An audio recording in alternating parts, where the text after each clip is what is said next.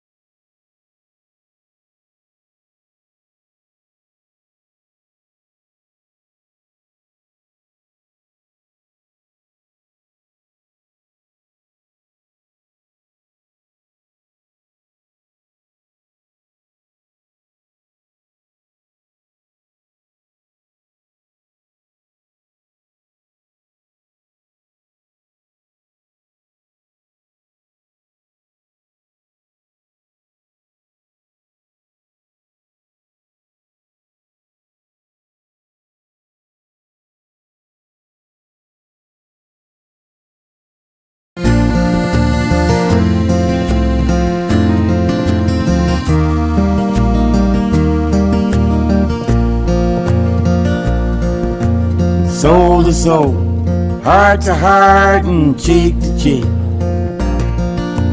Come on, baby, give me a kiss that'll last all week. No matter where you come from, no matter where you're going, here's a place where you can take comfort in the knowing that whether if you come to stay a while or just passing through, this door is open to you.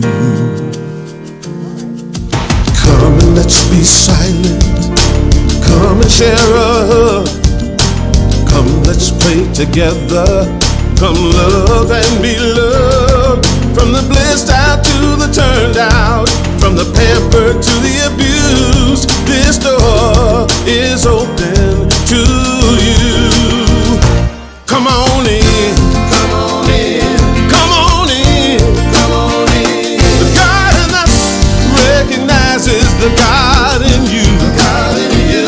Whether you're black or white or gay or straight, Christian, Buddhist or Jew, this door is open to you. Good morning, Claremont Center for Spiritual Living. How are you this morning? Nice to see all of you.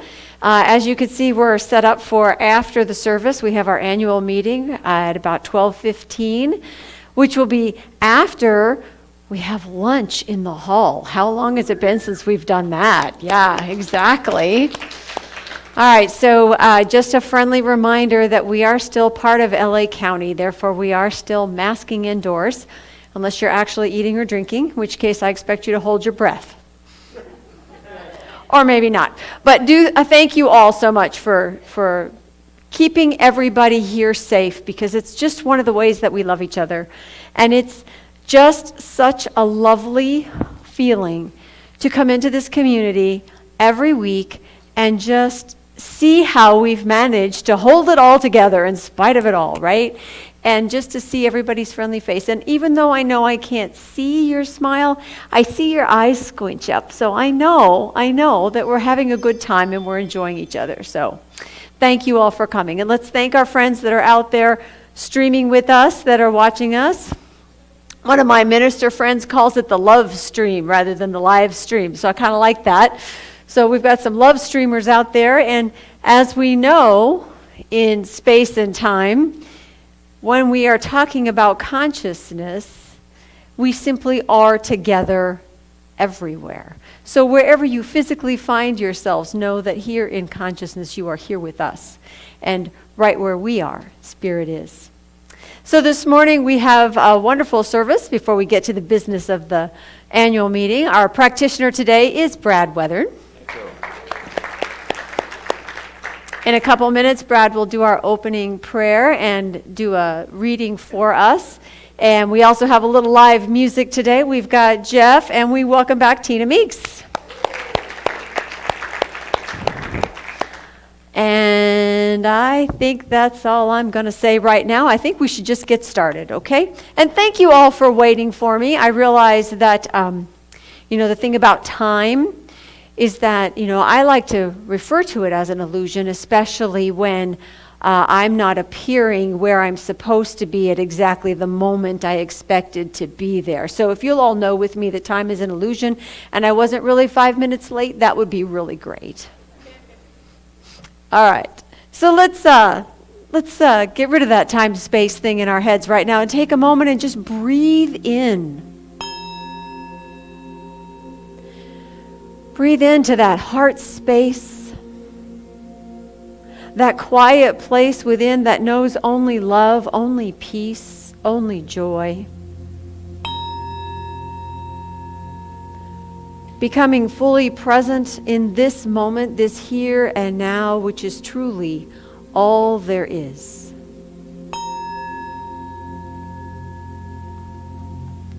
Good morning, everyone.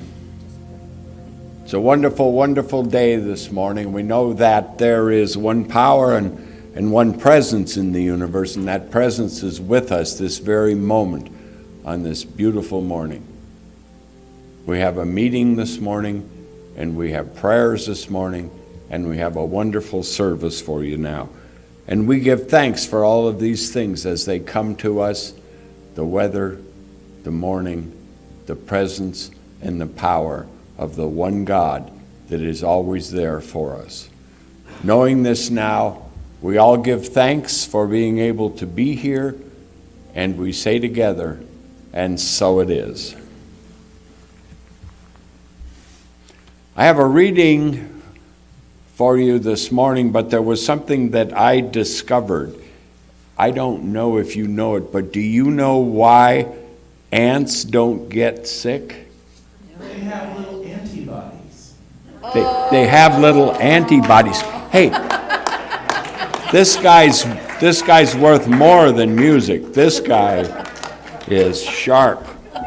Oh my God. Well, it's good to be here. As Ernest Holmes says, always be for something and against nothing. And if you can figure out what that means, you're really good. But if you want to hear more about it, just come and talk to me and I'll tell you. The reading this morning is that you are either attracting or repelling according to your mental attitudes.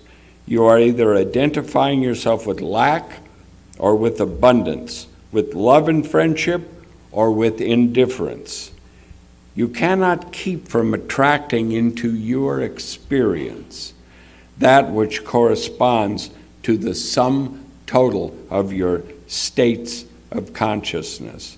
This law of attraction and repulsion works automatically. It is like the law of reflection. The reflection corresponds to the image held before a mirror. Life is a mirror peopled with the forms of your own acceptance. How careful, then, you should be to guard your thoughts, not only seeing it to it, that you keep them from doubt and fear, accepting only the good, But equally, you should consciously repel everything which denies that good, knowing that the law works automatically upon your thought, or that your thought works upon it. You may free yourself from the sense of personal responsibility, while at the same time remaining aware that even spiritual laws must be definitely used if they are allowed to produce tangible results in your experience. I'm called Brad Weathern. I thank you very much for being here, and this is Ernest Holmes. Thank you. Okay.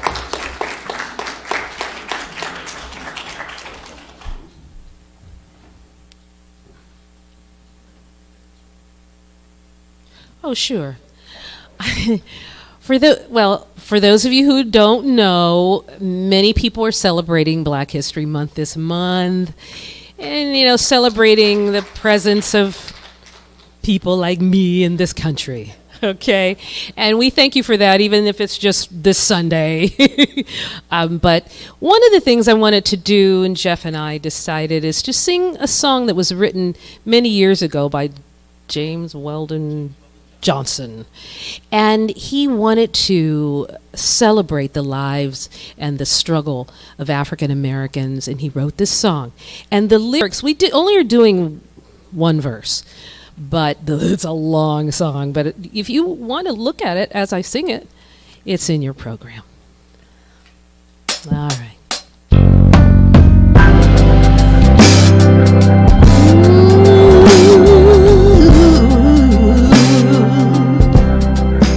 Lift every voice and sing till earth and heaven ring with the harmonies of liberty. Let our rejoicing rise high as the listening skies. Let it resound loud as the rolling sea. Sing a song full of the faith that the dark past has taught us. Sing a song full of the hope that the present has brought us. Facing the rising sun of our new day begun, let us march on till victory is won.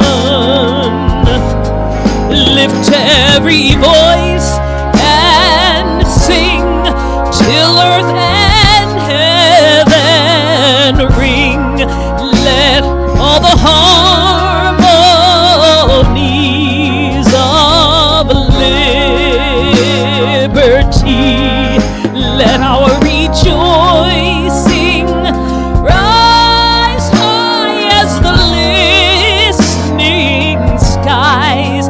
Let it resound loud as the rolling seas.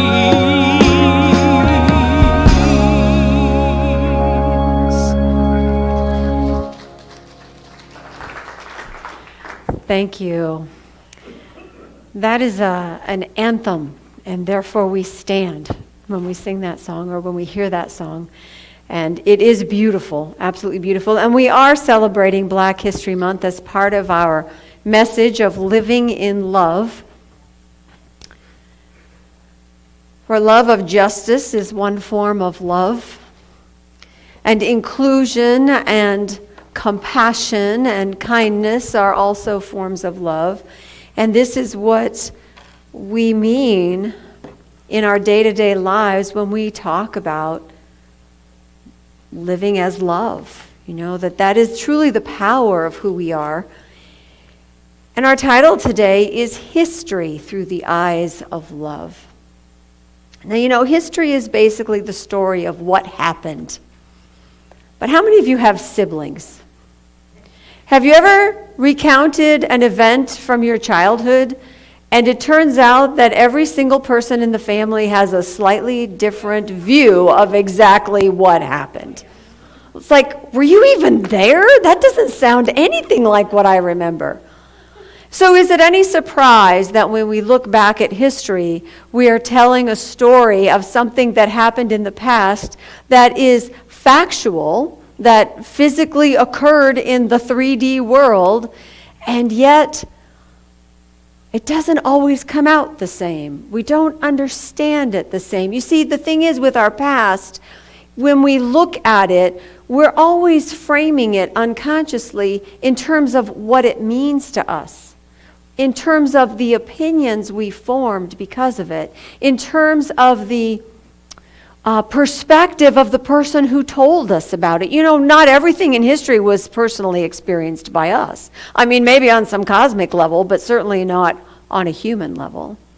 And yet we have these family stories, and we have these cultural norms, and we have, the planetary ecological history, and is it any wonder that we don't really agree on it? Because we are always hearing the perspective of the storyteller in the choice of words, in the order in which it's presented, in the tone of voice, or in its omission. How many things have happened from your past that maybe in your family you just don't talk about? Anybody have that one relative we just don't talk about them? So as you can see, history, when looked back upon, is distorted by definition. And so the good thing about perception and meaning and opinions is that we can expand them. We can shift our perspective to understand in a greater way. We can take a higher view and get the bigger picture and have a different understanding or meaning from any given story, no matter how far back it goes. So I want you to try something for me. I want you to close your eyes for a moment, and I'm going to tell you like a little 4-sentence story, and I just want you to see it as I tell you, okay? So one day, a little girl ran out of her front door and over to the neighbor's house and knocked on the door and asked if the little boy who lived there could come out and play. Right, open your eyes. Now, what if I told you that took place in Japan? Would that change the way the picture or the story looked or felt to you when you heard it? All of a sudden, the faces of the characters in the story would change. Maybe the dress would change. Maybe the scenery would change. Maybe you don't know what Japan looks like. Maybe it would look the same as your front yard. Who knows? What if I told you that story took place in the early 1800s in Georgia, and the little girl was black? Well, suddenly the story changes completely, because now we're talking about slave quarters. And we're talking about a little girl going next door to play with her friend, which would have been day-to-day life. But what a different story it becomes. And my point in this is that we do not realize that when we hear something, we see it or experience it or understand it based on things that look like us, things that look like our world. If you are Japanese, then the first time you heard the story, you might have pictured a little Japanese girl and a Japanese boy. And if you are black, you may have seen those children as black from the beginning. But I know that I saw those children as white when I first considered how this works for us. So can you see how easy it is for us to form opinions and make judgments and make decisions based on things that look like us without even realizing we're doing it?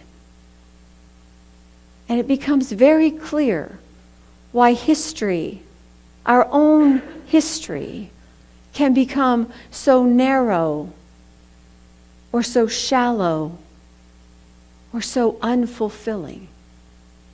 Because unless we consciously choose to ask questions, to be curious, to get more information, to expand our understanding of the context, unless we choose to do those things, we don't always realize we're making assumptions, which means we do not always realize the impact our own words and actions might have for someone else.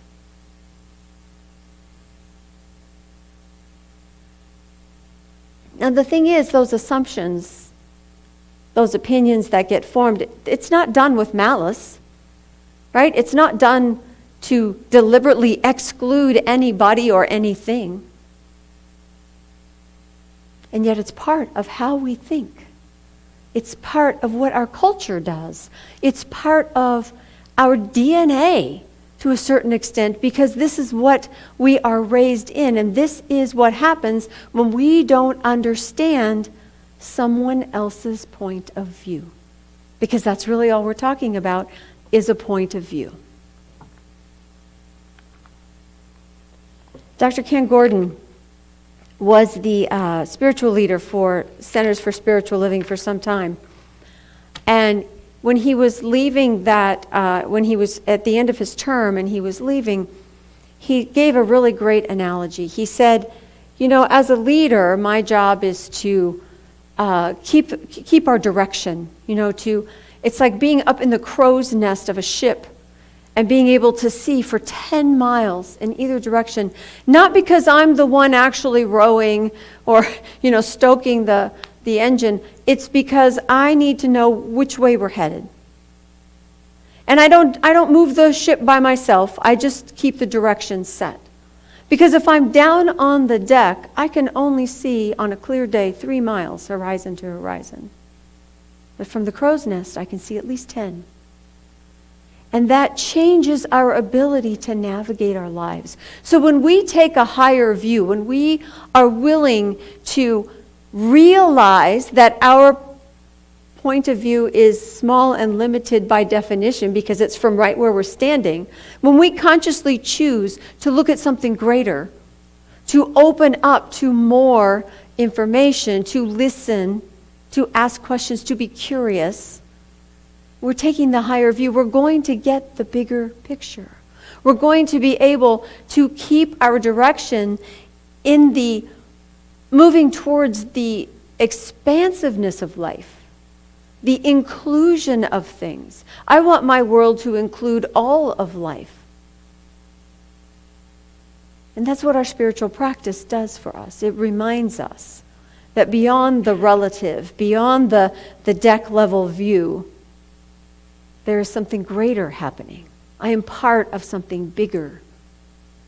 My consciousness can expand into infinity if I but open the door.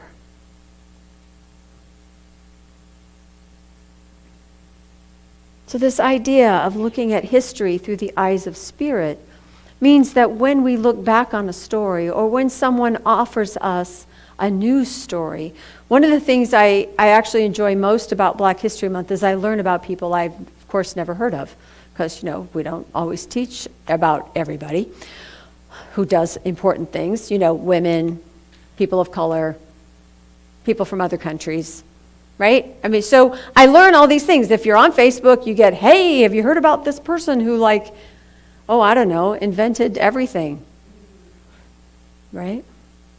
So when we're looking at history through the eyes of love, there's room to include that, to take in new information, to be open to finding out something new, to realizing that the person who told the story of history in a particular year in a particular country about a particular topic may not have known everything to include, may not have known everyone who was at work, may not have realized that there's more to the story. There's always more to the story.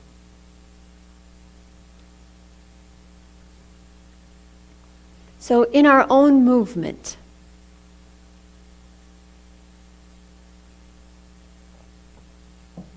the founding of this philosophy of science of mind and religious science, there's in the introduction to Essential Ernest Holmes, there's a story of Ernest having to take action along these lines.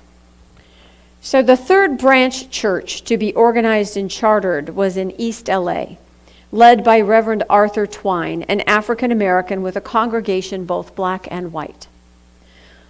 When some complaints were murmured about this was in 1945, in the June issue of the Science of Mind magazine, which used to, if you all recall, would list all of the centers, would list all of the churches of religious science in the back alphabetically, the publisher moved that congregation from where it was alphabetically to the end of the list and added a designator of colored, which was the vernacular of the time. So Ernest arranged with his friend Reverend Twine to go there and speak. And to a hushed, packed house, Ernest began, "I have been told that too many non-Caucasians attend these lectures. True, there are Caucasians and non-Caucasians in this congregation, but this we must affirm.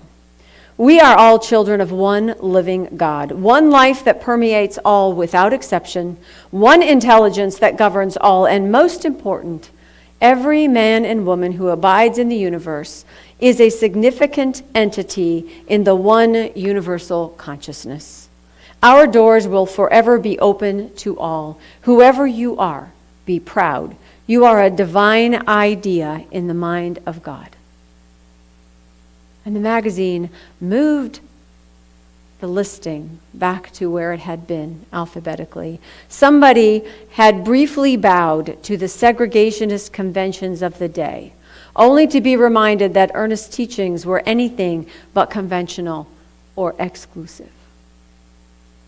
You see, when you're talking about spiritual principle, there are no divisions. There is a oneness. There are no good and evil. There is only one power, and that power is good. There is only one life, and it is the life energy that is within each and every one of us, within each and everything.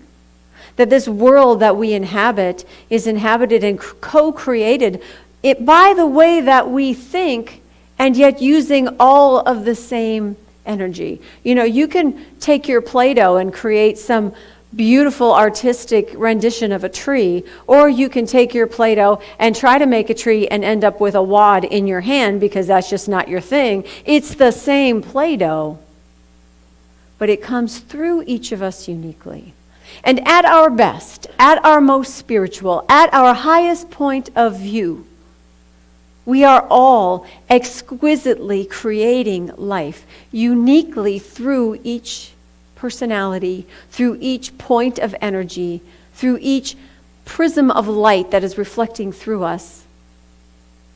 And it's the same energy. And so what we teach is that this love energy that we are is inclusive.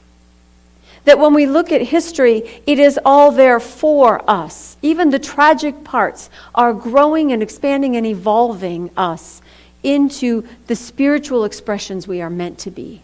We are already whole, perfect, and complete. We just kind of get in our own way with our attitudes, with what we were taught, with what society says should be right or wrong, or what it should look like.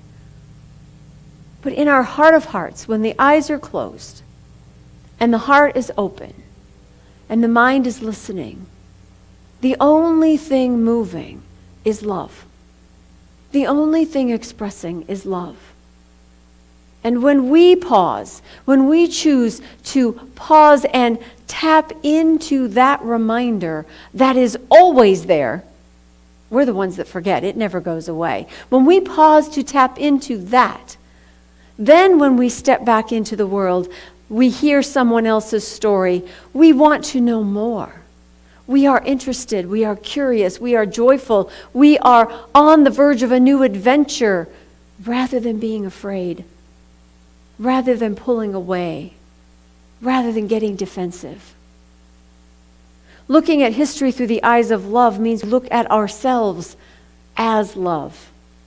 And in love there is nourishment, there is nurturing, there is joy, there is connection. And we are all hungry for that connection. In our larger CSL organization, there are many spiritual leaders of color. And there are a couple of women that were highlighted 2020, February's magazine. And a couple of them speak to my heart. One of them is Reverend Andriette Earle. She is up at the Oakland Center, up in the Bay Area. I've heard her speak several times. And I love hearing her speak. First of all, she's all religious science. I mean, she's just principle. Everything out of her mouth is science of mind. You just know it. And she is active in our home office on the Diversity Commission, in the executive, the different committees, like there's ministerial teams and practitioner teams and laity teams, and she's been involved with home office in all of those ways. And I'm looking for a quote here. She talks about her service to Centers for Spiritual Living. She says, I have considered that if Centers for Spiritual Living is not the place where I can bring my truth, then exactly where can I serve, invest, and contribute my color, my passion, my skills, and my vision? I often think that if indeed CSL is not the place where people like me can be full contributors, then there's much work for us to do in CSL. I know I have a role in this work, and that's why I serve. This is my contribution. My service in our community is to illuminate awareness that CSL must be safe, inclusive, and accepting, or we are not in alignment with our own vision.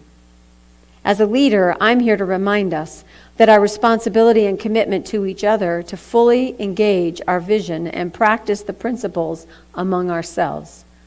Although we've not mastered this yet, we must engage in this work in earnest. So even in a principled community where our vision is clear, a world that works for everyone, that means everyone in the whole world, we start here to do our work. And she is the one in the crow's nest, taking the long vision, saying, we are getting there. We have work to do, but we are getting there. And I am part of the voice that says which direction we're going in. And that just warms my heart. If you want to hear her, she's at heartsoulcenter.org. And I encourage you to go out and listen to one of her Sunday talks. She's delightful. The other person that I resonate with a bit is Reverend Dr. Cynthia James. You may know her from her music, but she's also a minister. And she spoke. These panelists were asked, who in Science of Mind, who are the ones that taught you, that inspired you? And she talked about Juanita Dunn. And Juanita Dunn was a practitioner at Guidance Church. And tall, regal black woman, very articulate, very crystal clear, very calm. Cynthia says, she was tall and elegant. She spoke with clarity, confidence, and a profound connection to the divine. I was inspired by her knowledge, wisdom, and grace. Her presence made me want to be a better person and have a closer relationship with God. For me, she was an angel who walked this planet. Well, when my mother was in ministerial school, she did her ministerial internships at Guidance. So she and her husband, Deland, she said at the time they were the only two white faces in the choir in that church, and that they were welcomed and loved and taught and raised up, and my mother spoke of Juanita in the same way. So there are people among us who move us, and our job is to be sure that we are open to that beyond appearances, because society would have us pull back.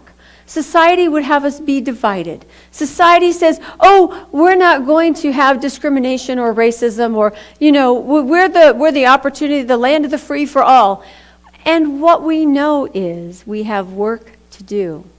And we do that work every time we choose consciously to take the high view, to start here, to remember to look through and with the eyes of love. Because when we are looking with and as love, there truly is only one. And it is a beautiful kaleidoscope of ideas and colors and activities and ultimately of light. And we are all that light. Namaste.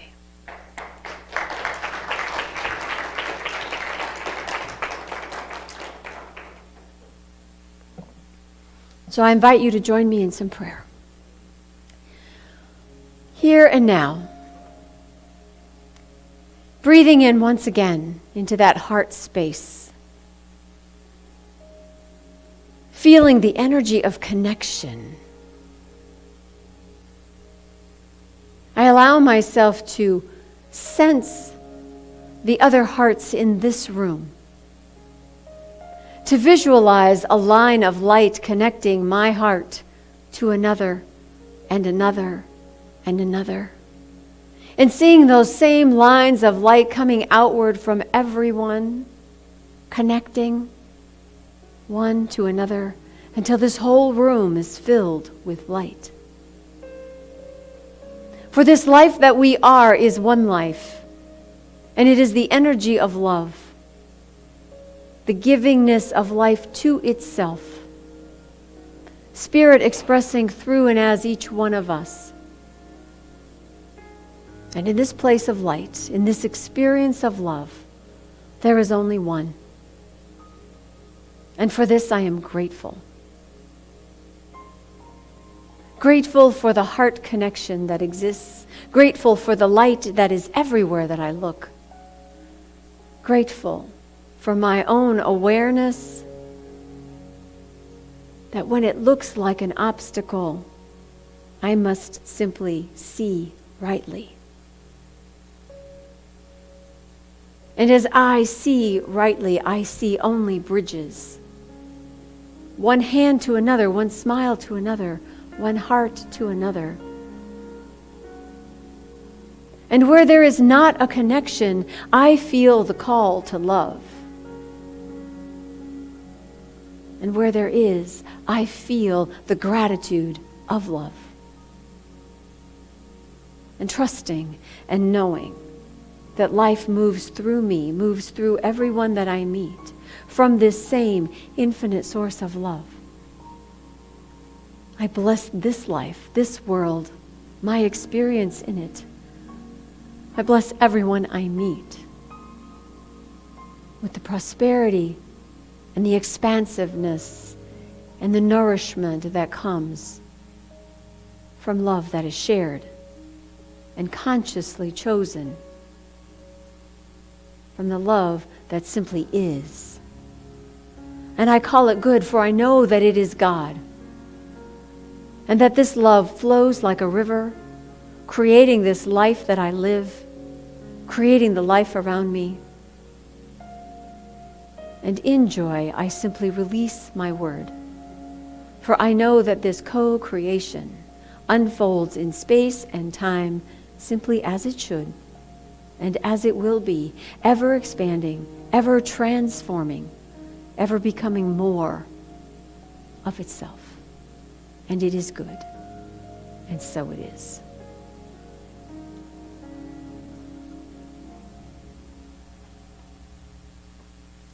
So in this community that we share,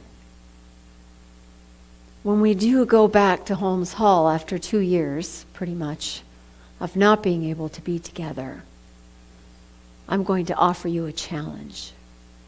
You will want to go sit at the same table where you have sat for the last 20 years at this church. and have lunch with your friends. There is nothing wrong with that. However, I want to encourage you. At least you can do this once a month. Pick another table. Be curious. Ask a question. Make sure you know that person's name. You've been looking at him for 10 years.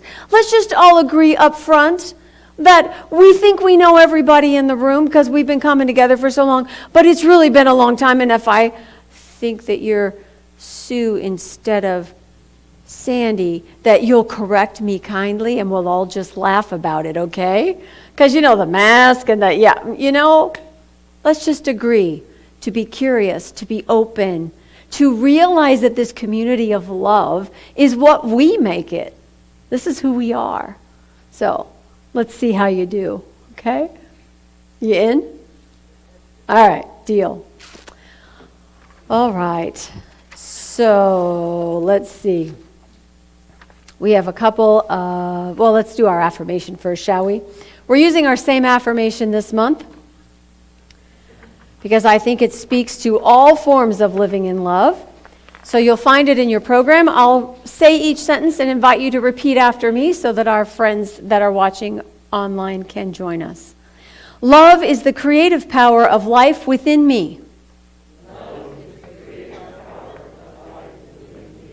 In love, all things are made new. And so it is. All right, a couple of announcements. Obviously, our annual meeting will start at 12:15 back here in the sanctuary. We are going to go over to Holmes Hall for a chance to have lunch. I'm going to ask that you keep your masks on unless you're actually eating, and we'll keep the doors open and make it as safe as possible. I know we're this close, okay? I know we're this close. But really, we want those numbers down in this county, even though we're right on the edge of that other county where the numbers are down. We're just going to go with it, okay? We're just going to go with it. And have fun, have a good meal, meet someone new, and then we'll come back here at 12:15 to start the annual meeting. Another announcement coming up. We have an event coming up for St. Patrick's Day. Some of our long-term friends remember Pat Fromer. She's going to be doing our Thanksgiving, our St. Patrick's Day feast on Thursday night. It is a fundraiser for the center, and I want to acknowledge that if perhaps you're not here, you're not available, you can't make it, maybe you want to sponsor a ticket for someone else who would appreciate the financial help to enjoy a social event that is benefiting the community. Pat, did you want to add something? Yes, I did. My granddaughter, who has learned and actually attended this church too, how to cook for me, she's a vegan, and she is going to be preparing, as long as we have people that are interested, a totally Irish vegan feast. All right. All right, so that sounds like that would be delightful. So it'll be Thursday evening. I don't have the time yet. Did you? Yeah, and we can also talk about one of the things we're talking about on the board, Pat, that we hadn't really decided yet is maybe we can also do a pickup dinner. Like if someone doesn't want to drive at night, maybe you could come by and pick up your feast and take it home with you. So we'll make this work for everyone so that we can all participate.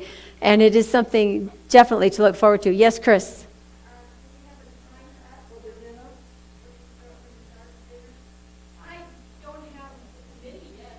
Okay, so yeah, we'll figure it out. Right, it's a midweek. So all right, we'll come up with the time, folks. It'll be on the earlier side, but enough time for people to get there from work if they're working during the day. Okay? All right, so something fun to look forward to, and thank you. It sounds delightful. Classes. We have classes. We have a foundations class starting on March 15th, which is a Tuesday. So if you are new to Science of Mind or you want a refresher course, you're going to want to take this class. This is all about the principles that we teach It helps translate some of the stuff I talk about on Sunday. It explains that circle thing up there. So, if you don't even know what that is, that's a really good class to take. Reverend Mary's teaching that, and there is a sign-up sheet out front on the welcome table. So make sure you sign up. Excuse me. Please don't let finances get in the way. There is a cost for the class, yes. However, if we do payment plans, we do early pay discounts, we do scholarship stuff. So just let us know. If you want to take the class, we'll make it work for you, okay? And even if you've taken it before, when you take it again, it's not the same. How many of you have taken Foundations more than once? Did you get something out of it the second or sixth or eighth time you took it? Yeah, me too. Always worth taking. As I've always said, life is better when you're in class. I'm just saying. The second level class that we're going to be teaching is Meditation is More Than You Think, which is a little play on words when you think about it. It will also start probably at the end of March. I'll give you the start date next week. We'll have sign-up sheets out. We have a few more weeks before that'll get started. It's a great exposure to different kinds of meditation. Maybe you'll find the one that really works for you. That's the whole idea. So as a spiritual practice, it's something worth pursuing. Okay, contributions. Thank you all for your ongoing support, financial support of this community. It allows us to do what we do. For those of you here in the room, the baskets are in the back of the room. For those of you online, there are donate buttons in our emails and also on our website. And I ask you to take your gift today, and even if it is simply an intention to support this community in any way possible, and say with me our prosperity affirmation. Divine love through me blesses and multiplies all that I am, all that I give, and all that I receive. I am prosperous now. We welcome back Tina. Okay, everybody, we're going to wrap it up and sum up everything that was said to us, and we can sing together on this one. Okay.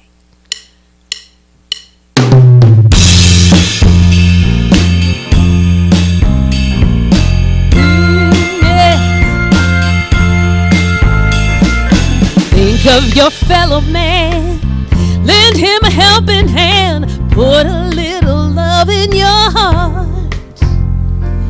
You see it's getting late, so please don't hesitate.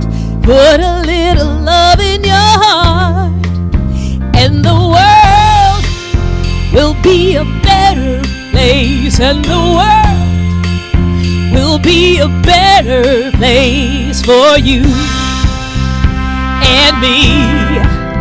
You just wait and see. Another day goes by and still the children cry. Put a little love in your heart. If you want the world to know we won't let hatred show, put a little love in your heart, and the world will be a better place, and the world will be a better place for you and me. You just wait and see. Put a little love. Oh, take a good look around, and if you're looking down, put a little love in your heart. And I hope when you decide kindness will be your guide, put a little love in your heart, and the world will be a better place, and the world will be a better place for you and me. You just wait. I can't wait. I want to see. Oh, put a little love in your heart. And it's going to be good to know when we put a little love in your heart. Everybody's going to look better. Put a little love in your heart. Come on, everybody, put a little love in your heart. Can you sing it with me if you have a mask on? Put a little love. Put a little love. Put a little love in your heart. Yes, put a little love. Put a little love.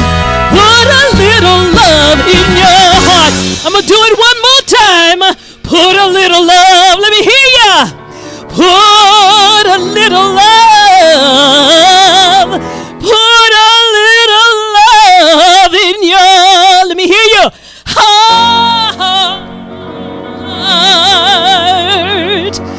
Yes.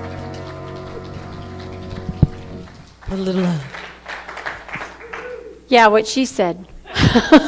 You know, we could have started that with that. It probably would have taken care of the whole talk. No. Thank you, Tina. Fabulous as always. And Jeff, thank you so much.